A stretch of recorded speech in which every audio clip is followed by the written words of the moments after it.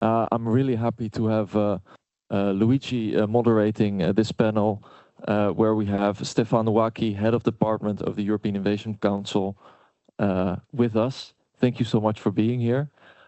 Luigi, would you like all of the panel to be on stage directly, or? Hello and good afternoon. Yes, we know we are the last one before the lunch, and I hope you will want to keep it up with us, because this is really the moment in which we have a look at what is happening in general at the EIC level and innovation scene in Europe. Also what has happened and what is next for ESIL. So together with me, I'm joined by the Head of Department of the European Innovation Council, Stefan Waki, who I invite to join the floor, Reginald Wössen, President of Business Angels Europe, Jenny Tooth, Vice President for Diversity at Business Angels Europe and Executive Chair at UK Business Angels, and Gilles Coquin, Director and Head of Euroquity at Bpifrance. So thank you all for being here. I just would like, very quickly to frame this panel. Today, as we have seen, we've been discussing a lot of topics already in the first one day, and also this morning, and you've seen that ESIL has been touching many topics on on diversity, on capacity building, on approaching researchers and angel investors, on building vertical networks across Europe, and also building possibly also co-investment instruments across Europe.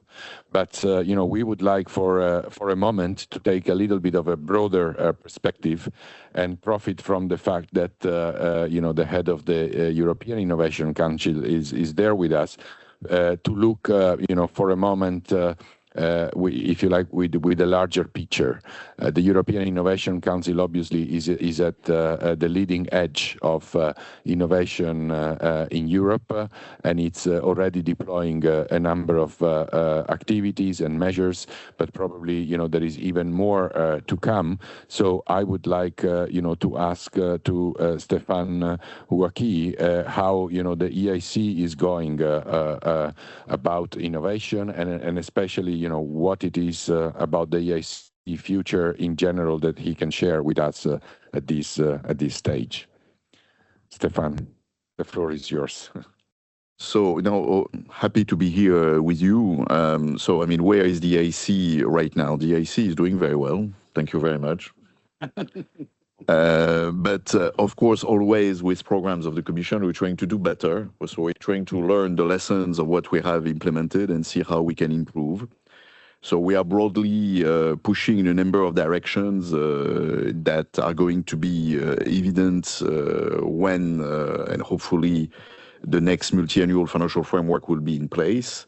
But already before the implementation of the next multi-annual financial framework, you will see a number of movement in the directions that now I will lay out quickly. So, from our point of view, at the level of implementation of the EIC, like I said, we're doing very, very well. I mean, if we look at the performance of the EIC fund, we are at 320 companies invested into, 1.3 billion euros actually spent.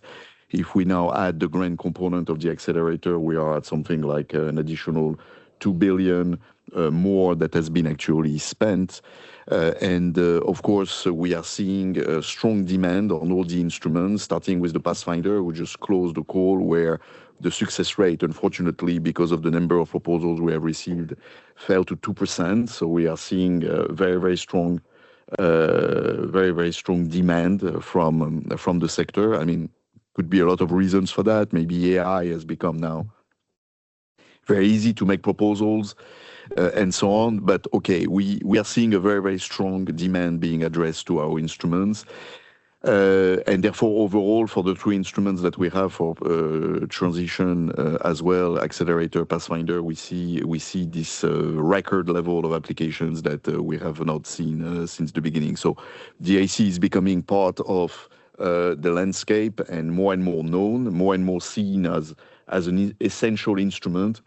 And that recognition, of course, came from the Commission proposal on the 16th of July of this year, where the Commission proposed, of course, in the context of a reinforced Horizon Europe proposal at 175 billion euros, which is almost doubling the budget that we have now, to allocate about 34 to 35 billion euros for the EIC alone, which is, of course, more than close to 3.5 more than what we have now in the current period. Of course, we are realistic. We know that the negotiations are ahead of us, and that negotiation will be tough, very tough, between member states and parliaments. And the proposal of the Commission may be, at the end of the day, amended, maybe somewhat significantly on some of the proposals, but we still expect the EIC budget to significantly increase in the next period, which means that we'll be able to do more things. And more things are already somewhat happening now, because as often the Commission doesn't wait for the MFF to be adopted to already start implementing what it wants to see. And we have a number of directions there. I mean, the first one on which we get quite a lot of visibility is, of course, the fact that the Commission launched a scale-up fund. So as you know, this year we have been quite innovative with the introduction of an EIC step call to offer equity only for companies already EIC or not already EIC, tickets of 10 to 30 million euros for rounds of 50 to 150 million, in order to basically accompany the startups that were already in the portfolio or startups that were coming from outside the portfolio and giving the opportunity to scale up significantly at the next stage. So we were aiming at Series B, C, in order to facilitate that. This has been quite successful. At the beginning, we didn't get many applications, but it gathered pace throughout the year. And actually, we were supposed to do 4 evaluations. We can only do 3, because already by the 3rd evaluation, we spent all the money. So this has been very successful, 300 million allocated in 2025, and that money will be all used. Of course, then it takes time for the team at the European Investment Bank to then structure the deals and make them happen. But nevertheless, some of them already happen. I'm sure you noticed that IQM raised in Series B, a quantum company from Finland, 320 million euros recently, a month ago or so, of which we provided 30 million under STEP. So this is happening. This has been very successful.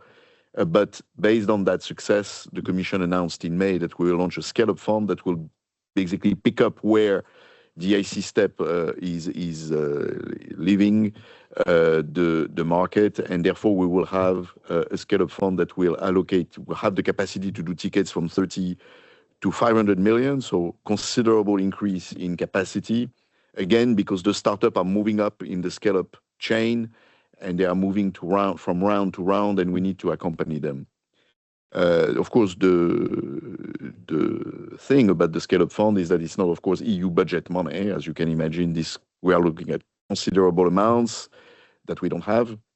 So here it would be a new structure that will be largely financed by the private sector. So for the first time, the Commission has succeeded in mixing its money with that of private sector operators, mostly institutionals, foundations, pension funds, but also private funds that came to join us. There was an event in October with the Commissioner to announce the intention to go forward. And we are in the phase where the selection of the fund manager is proceeding.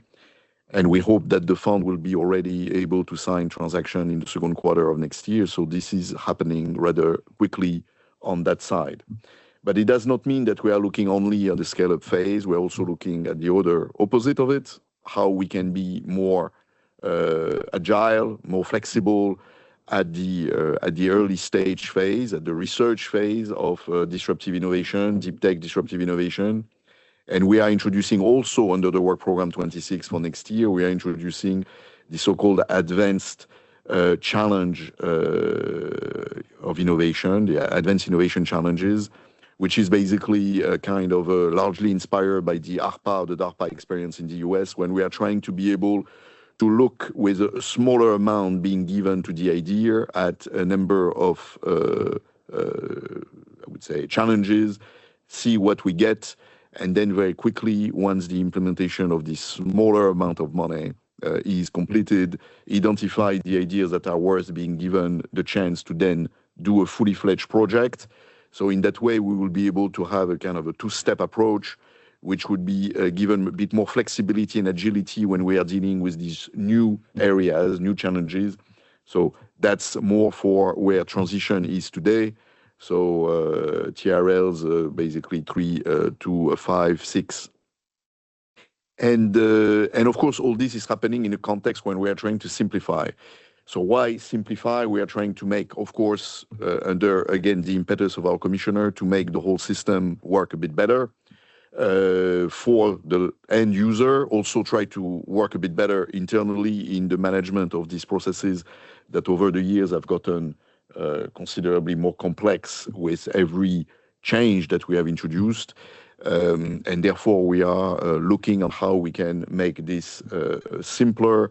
The evaluation for the accelerator as of next year will be, we hope, simpler, with, I would say, less experts being involved, but I would say will enhance the quality of the evaluation, making sure that we have, I would say, a more in-depth look at the company early on, since many of the companies that are reaching the moment when they are being selected are often passing through a number of steps, which we are trying to basically streamline in order to make that less onerous on the companies, but at the same time have a better in-depth look at every one of these companies in order to decide whether they are ready for the EIC accelerator to support, and whether they can be indeed looked at, I would say, more looking more at what they can bring to the technologies that they are claiming to push forward.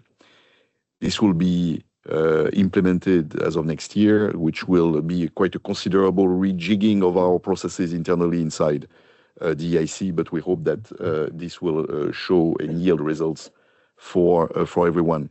So basically, along those areas, this is basically where we're going for next year, and hoping that during the negotiation on the MFF, we will continue to have the EIC very much visible, and preparing for, of course, what we expect would be an increase of the budget, which will allow us to do more things from early stage all the way to the scale-up phase, and cover more of the range of activities that the EIC has been covering until now.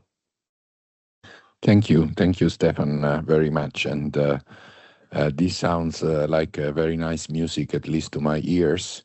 I have been in the innovation arena for all my life, and to be honest, since the EIC has disrupted the model, when we talk about disruption within the Commission, I think we can see things are really moving at the right speed, but even more importantly, I think with the right amount of resources, and to see to see that the future seems to be having even more resources available. I think it's certainly a good news for all, I think, the innovation ecosystem. I would like now to move to what we have been doing, within this frame with ESIL to support the growth of the innovation ecosystem. And I have to say that we were really lucky with Meta as a coordinator of this project to have those partners that really represent in their own domains the excellence in our field, and we felt really that the activities that have been carried out have accomplished a lot, and will accomplish even more. We have, with Jenny, that is been taking care of leading all the capacity building activities at ESIL, and also introducing not only deep tech, but the gender and the diversity dimension very successfully in a challenging environment, attracting many new angels to the table. with Reginald being one of the most experienced network angel manager across Europe, taking care of organizing the best matchmaking across the whole angel community and developing the best tools and standards to make sure that this can grow smoothly. And with Gilles leading, the Euroquity platform, which is well known, but that it is, as we speak, increasing its activities, not only Europe, by the way, but also across a number of continents, really supporting all our matchmaking activities and also making sure that from a communication point of view, ESIL could be seen and heard as much as possible. So I would like just to, each and every one of you to briefly reflect on what are the main achievements so far, and also perhaps just to indicate, when we look into the future, we hopefully understand that there can be a continuation for this type of activities. What would be your recommendations, your ideas when we look forward? And shall I start perhaps with Jenny, who has been leading the first stream of activities on capacity building? Thank you, Jenny. Thank you, Luigi, and actually absolutely fantastic to hear that all the EIC is doing, because we've been looking to build angels that can take advantage of those programs. And remember, we back startups as angels, but we want those startups to be scale-ups. And so for us, having a connected ecosystem through the innovation system alongside a connected funding system is our ambition, of course. It's been a pleasure, obviously, working on this program, because, we bit off a huge amount here, because, we were going out to 6 countries, mobilizing some amazing angels from the more developed markets. And then, as I said earlier, working alongside some really fantastic leaders on the ground in those 6 countries. But we had to structure it. So this is a big program, so we had to structure it. So there was quite a structured approach to this, which is really kind of threefold from the capacity building. So the first part was really this whole aspect of awareness, recruitment, education, because you're going to mobilize angel communities, new ones. You need to first of all find those individuals, and make them aware of the opportunity, educate them, and then mobilize them into effective syndicates that can then effectively work together. So a big part of that work was also about bringing new players. We called ourselves Next Gen Angels because we wanted to bring new profiles into angel investing. So women obviously being a key part of that, but also we've already talked about this, and Claire mentioned it too, younger people who can do this alongside their day job and build their skills. So that was a big part of the work, was bringing new players together. The training was very structured. We went out and we delivered it. We delivered 16 hours of training in 6 countries. And this was very much an exchange between the already knowledgeable and experienced angels, the local leaders also mobilizing expertise, and also trying to cover the whole A to Z of angel investing in kind of 16 hours. So it was a very structured program that we delivered, and we were so pleased to have such great audiences of people there, highly interactive, by the way, which we loved, and a lot of networking and building trust. That, of course, had to also be supplemented with some online learning. So we also did a whole program of webinars, and again, fantastic experts mobilized to deliver those. And really the next phase was really then to help them syndicate. So this isn't necessarily coming naturally to angels. You have to kind of build teams, you have to build relationships of trust, and you have to structure that program. So that really entailed, therefore, connecting with the innovators in those regions, finding great deal flow, and helping to mobilize angels around those deals. We weren't building vehicles, remember, we weren't building SPVs. These were angels coming in, investing their own money, using their own expertise, and making decisions. and we've seen some fantastic deals coming through. We've used we aren't really there to do the deals. That wasn't really our role as kind of ESIL, but we were there to see that consensus was built, that due diligence happened, and that decisions were being made. And so we have multiple evidence of that. We've used letters of intent, but it's the kind of equivalent of term sheets, and it's been fantastic to see so many of those rolling out across the 6 countries. And I have to say, we've seen real leaders emerging, and for me this is absolutely key. We've seen leaders emerging among men and women, leading those deals, leading the due diligence and making things happen. So this is really our big part on the ground.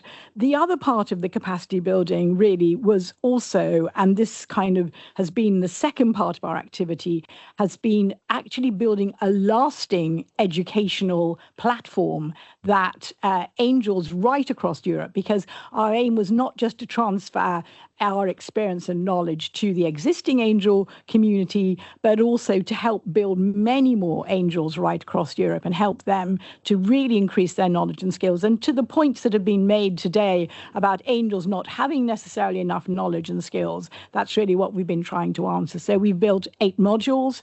We have nearly 50 angels and experts who've given their time and knowledge and experience to build all of the different aspects of angel investing, including investing in some of the major areas in deep tech and med tech, climate change. We've been really looking at how you transfer that knowledge and giving people a sense that they could be leaders, that they could be very professional angels, and that this is a real chance for them to continue to do that. So this is online learning. They can learn at their own pace, but we hope many of those will complete that over the time to come. That will be going actually onwards. I love it really because it's got real continuity. It goes on for 3 years.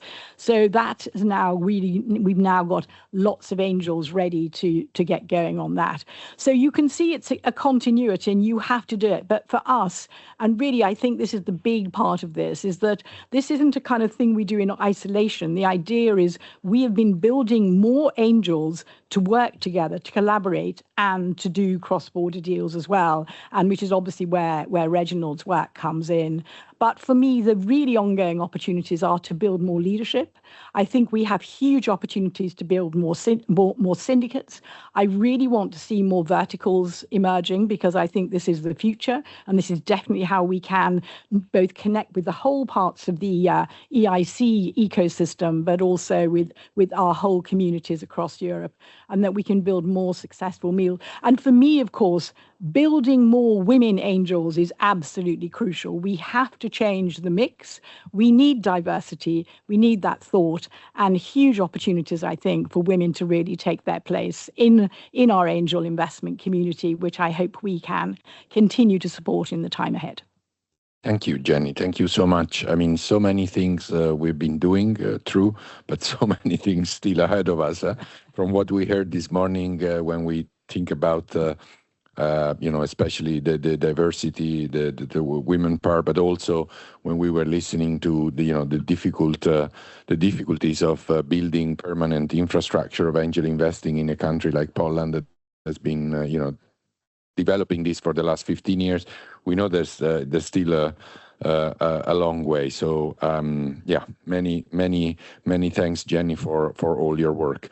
Perhaps I should move to Reginald, that has of course also been supporting in the capacity building, but with Business Angels Europe has been organizing also a lot of events across Europe, and also a lot of collaboration agreements and activities. Reginald, if you could tell us something about the activities and the achievements, but also again reflect for a couple of minutes about what the future holds. Thank you so much. First of all, I want to grab this opportunity because this is, a matter of fact, a learning moment, but it's also a little bit of a celebration moment of the 2 years we are concluding in this project. And I really want to thank the EIC for having the confidence in this consortium to deliver this, because it has been some groundbreaking work. We have been going off the beaten track quite a lot of times. Also, thanks to Nuno for standing with us and understanding that going into six markets, which are still quite in a large degree to be to be developed on this level, and also having to share our experience there is not like you said it, as you set out something like this is the way it should be going. It's always like a venture growing throughout the period. So thanks again for the confidence on behalf of the 45,000+ business angels we are covering under Business Angels Europe umbrella. But it's also a pledge that we stand ready and better prepared, well prepared with our angels to connect to all the proposals and new initiatives taken by EIC, because I think really building this connection, getting more angels involved in the companies in which EIC puts its trust, it's also very important for us, even in the more mature markets, to bring more angels connected to these kind of projects and initiatives. So I think, and this was mainly my duty within this framework, was going towards the pan-European parts of the project. And well, the community, as I've been sketching, is still growing. The best example, and I really love the story we have been hearing this morning from Renata, that through the momentum which this ESIL project created, a new business angel network was established in Croatia and is going strong. I'm proud of it, even as being Archangel for Croatia. This is a big achievement, and I applaud you. On events carried out on the pan-European level, of course, we have been trying to go also into this vertical approach, because we strongly believe as BAE and as consortium that this is the way to move forward together with Irokoti, because, for instance, also both partners in the Defense Angels Europe Network initiative, which is about to start up. So there is a strong belief, and through our e-pitches, which we have been carrying on in quite extensive way throughout the project. I think we overscored even on that one with the doubling of the KPI which was required there. The e-pitches which we have been conducting in vertical approach has been quite successful. And then, of course, meeting each other as we do today is of course very important, not alone for angels, but also for the ecosystem players, to get connections with accelerators, incubators, regional development agencies, national promotional banks, etc. Even there, I'm proud to say that we have been able to deliver 10 out of 12 matchmaking events on the ground, going from Amsterdam, Vienna to Pravets even. We were all around delivering and connecting lots of people. I think there will be hundreds of angels and intermediaries, actors, which were at these events, building the ecosystem throughout ESIL. A very important one and a very cumbersome one was the legal templates. Of course, we all know that creating a legal environment which is giving comfort for business angels to start invest cross-border is an important aspect. This was quite an endeavor. We were required to have 6 documents being put forward as template to the community. There are 7 on the website now. They have been reviewed for the biggest part by national law officers in the 27 different countries, in order to give input to the documents about, look, this is the template, but if you invest, for instance, in Croatia, please be aware that these and these and these might be points of attention to you.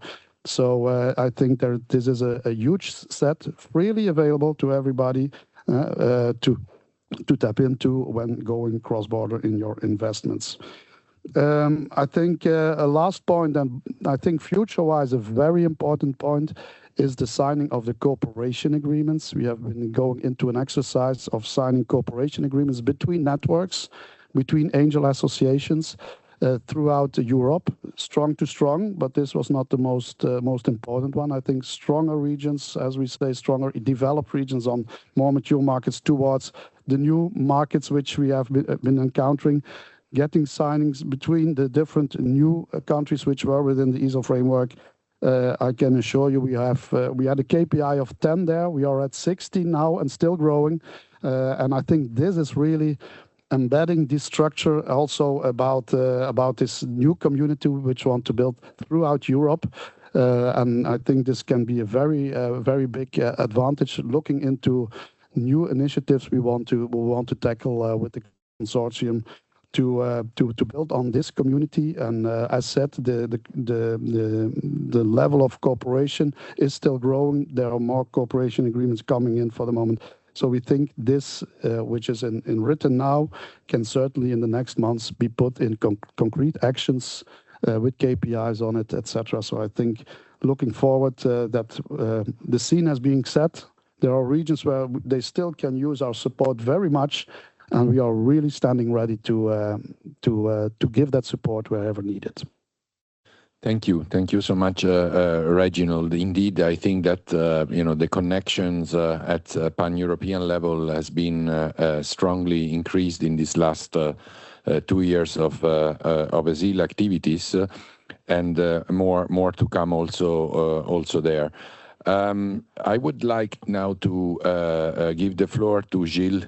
Well, we know each other for quite a long time, and I've always appreciated, the pioneering effort of Euroquity to really, solve the problem number one I was mentioning yesterday on the Atomico report, which is fix the friction. I think that, the effort of Euroquity and more in general of Bpifrance to try to build the bridges across the different European countries is making progresses, and also with ESIL we have been acting on this. So I would like maybe also you to reflect briefly on what you think we have achieved. Reginald already mentioned what we are now developing within the Defense Angels Europe community and so on, and also what you see, in the near future that we should be doing more. Thanks, Luigi. So I will try to do it short. But first, probably all of that point. But we are working with for business angels for more than a decade now. So it has been a long way. Not all the time so easy, to be honest. But the reward is high. And what I can say, for instance, we have Alain Poujol here in the room, who is the co-chairman for the France Angels. At the beginning of our journey, at Bpifrance, we were not really working with business angels. But now I can say that we are co-building our new offers with them. I can say also that now, that deep tech is booming everywhere, but in France also, of course.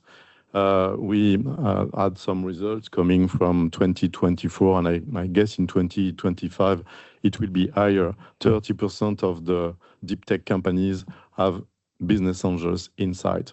And for us, it's huge because, regarding all our investments in France now, deep tech will represent 60% of all our investments. So this is just to say that for us now, the business angels, they are becoming our business partners. And this is what I wanted to highlight. And this is the reason why I'm here today with ESIL, because I truly believe that even if it's difficult, to be honest, but the reward is high. And now, what we have done within ESIL, to complement what was said by Reginald and Jenny, was linked to the e-pitching sessions, of course. And what we wanted to showcase first was the fact that the business angels were supporting deep tech companies, and those deep tech companies were mostly aligned with EIC priorities. Because, this is super great to have the support of EIC, and thanks for doing that. But the reality is that we need to become, as ESIL, business partner for EIC to provide them with, I would say, future companies that will benefit from what they are doing. So we saw that we organized, 8 pitching sessions and considering, different sectors. And what we saw also is that the traction was not only coming from business angels between themselves, but also by the entire early stage ecosystem. So this is something I wanted to add also. It's not only business angels between themselves. This is the recognition of the expertise coming from business angels to be able to, I would say, having, more investors joining the round. And this is something I think for the future very important. The reality, and probably we can ask Stefan and the team, when you are looking to EIC evaluators, for instance, or, in other cases, experts, many of them are business angels. I will give you just an anecdote. We are working to develop a new offer inside Euroequity with our deep tech department to support, I would say, the talent connections. And we are supporting the creation of advisory board. For 2 years now, we are doing that in France, and we will go Europe in the coming months.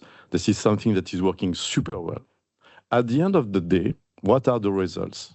30% of the advisory board members selected by the startups are business angels. So this is something we can, all of us, rely on. And so this is just to say that the pitching session went well. We had 8 of them, etc., etc. The communication part also, we had the standard approach, but also we complement the standard approach by the localization of our communication. I think it's key. We need, of course, to have English as a common language, but not only, depending the different countries in which we are working, and also to support the local leaders, because they have specific needs, and the communication part of our activities was also dedicated to support them. Just to conclude regarding, I would say, my vision regarding the future, the vision is clearly vertical. We all know, and it was said during the previous panels today, that this is super difficult to have early stage cross-border investments. We all know that. We are experimenting that for many, many years now. The only way, this is to have a sectorial approach linked to EIC priorities.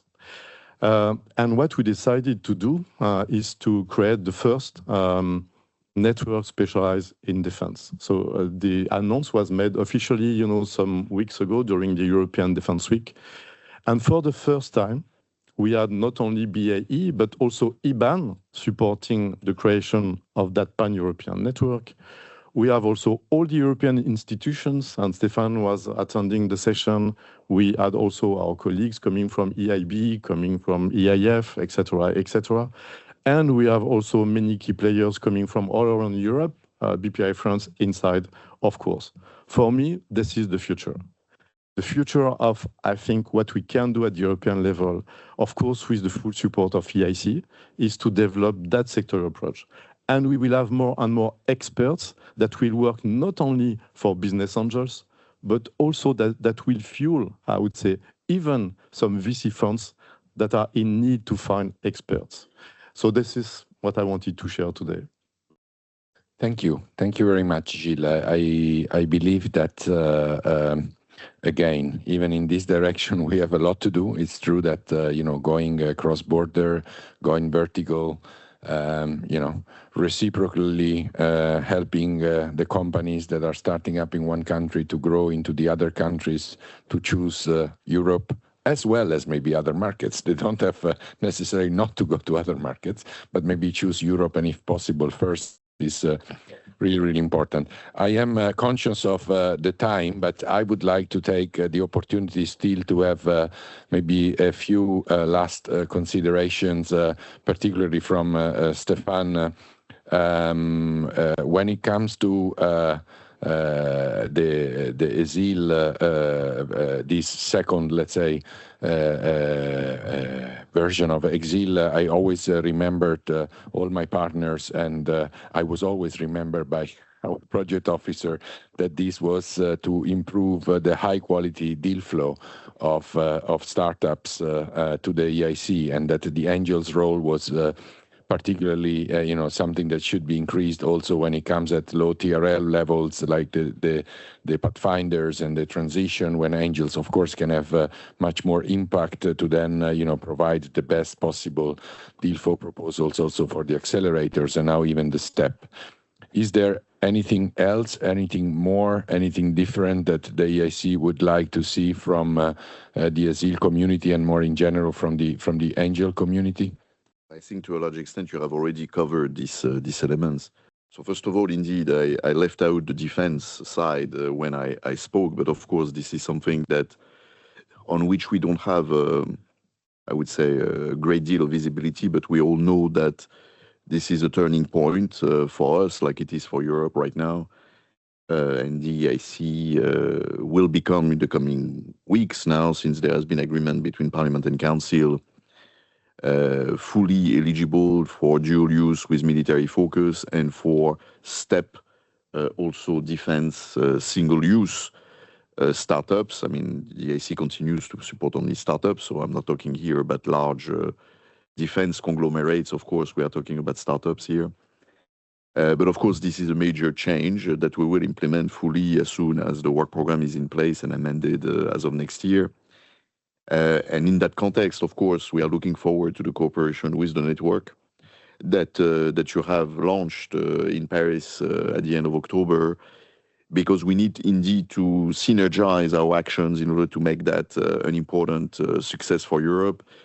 We all know the geopolitical situation in which we find ourselves, and we need to also give a framework for the startups that are operating in these verticals, the type of support that they need, which right now has not necessarily been very obvious where they would get it. Of course, the EIC is not going to be the only player here. I mean, our colleagues of DG DEFI are managing, of course, the main effort in terms of grant support, and there are some of the programs that are implemented through the European Investment Fund, as well as the European Investment Bank also being present. But this is, of course, something that we will, of course, play our part here, and probably in closer cooperation with you, since by the nature of what the EIC can offer, in particular at this early stage startups companies.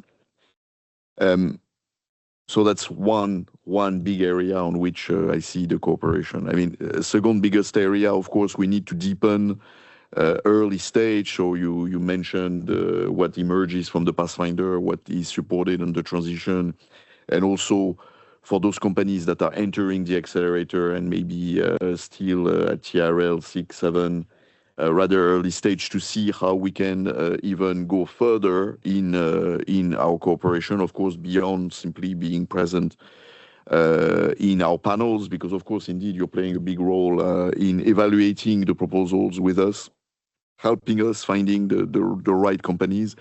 But of course, we also see what can be done in order to make that maybe a bit more, I would say, scaled up in terms of how the networks can be integrated in the opportunities that the EIC generates at that level. And looking forward to see how we can bounce ideas and see what could be potentially the future of that cooperation there. I mean, for the rest, I know that you made major effort in trying to develop the cross-border aspect and see how these deals can be better known. And I agree to a large extent the vertical approach is probably the most promising. But of course, as a European institution, we will continue to push in that direction. Also, by trying to boost the capacity of those that are lagging behind. I mean, we know that some of the networks are extremely active, and this is very good. But we also see that there is a need for boosting the capacity of those that are not necessarily at the same level, and see how from Brussels we can try to help the network gain in strength, in capacity, and therefore being able to have the type of partners that you would like to see across the entire union. So that will remains, of course, a top priority for us. So all these are different elements that we are keen to continue to see how we can contribute together and continue to support in the near future, and I hope the very near future. Okay. Thank you. Thank you for these final remarks, Stéphane. If I may just finish with the final thought, it's really important that EIC being, as I was saying at the very beginning, at the leading edge of innovation and deep tech, do understand the importance also to still grow the capacity of angel investing as a whole in Europe, because it's not just a matter of having, the top of the pops, if I may say so, but it's also really we still need to have so much into a number of countries, a number of, as we said, diversities and genders, and angel investing needs also that kind of support. So it's great that we can count on the ESC also from that point of view. With that, I will conclude my panel, and I will ask you for a round of applause to my great panelists.